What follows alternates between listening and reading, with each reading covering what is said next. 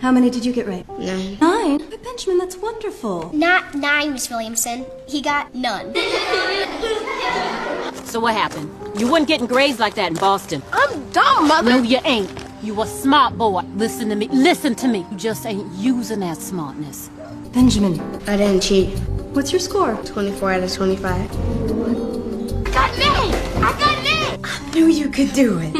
Agriculture. Agriculture. Excellent, Benjamin. Does anybody know what this is? Benjamin. Obsidian. That's right. Do you know how it was made? It was formed after volcanic eruption. Benjamin Carson. A child who struggles to learn or struggles with reading is not lazy. Are you new here? If you are, you can go through my page where I spoke about having no dull children. We do not have dullards. We do not have dull students. However, we have children who learn at different paces. It's very important to note this. Right. Moving forward, a child who cannot sit still is not naughty. A child who thinks differently is not broken.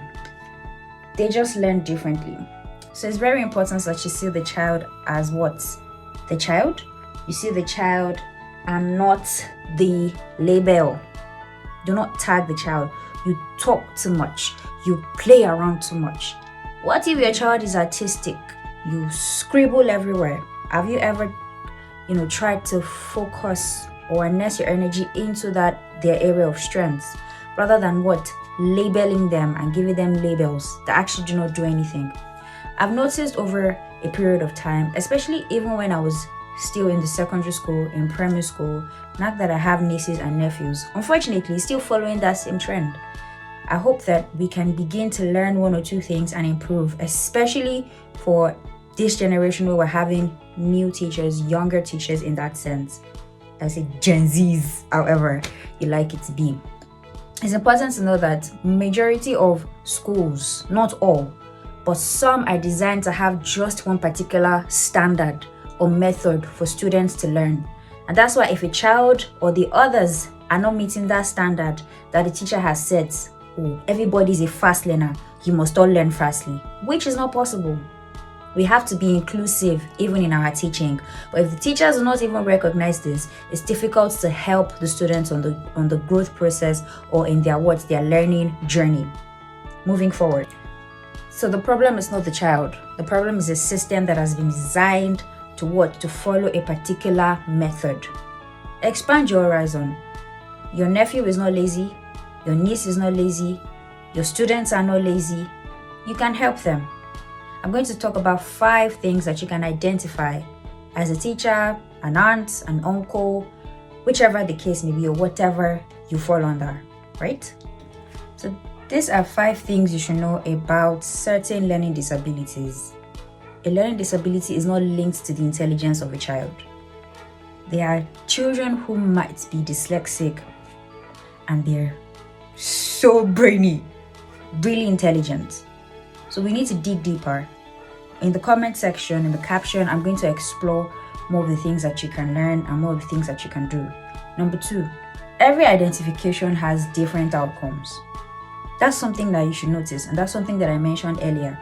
If the child does this particular thing or follows this particular method, why don't you try to understand rather than beat down the child or castigate the child? Moving forward. Structure and routine may also help. Sometimes for certain learning disabilities, you springing up new things or new learning outcomes or new learning techniques might disrupt the entire system, and it might take months. In some cases, it might take years to even get used to it or to come to terms with it. So whatever it is, you might have to follow particular structures, you might have to follow particular routines. And you know what? Oral feedback may also work better than written. Let them be able to vocalize things. Let them be able to speak, right? Celebrate efforts and not just the results. Oh, how did you arrive at this outcome? How were you able to get this? How were you able to nail this? Don't just say, oh, I'm done. I say, oh, good. That's all. Learn to understand their thought process. Learn to understand their journey. So more in some coming weeks, we're going to be exploring more of this on teacher reformations and things that you can learn as either the parents, the aunts, the uncle, or the teacher. All right? So please, maybe for now, put your cane aside just for now.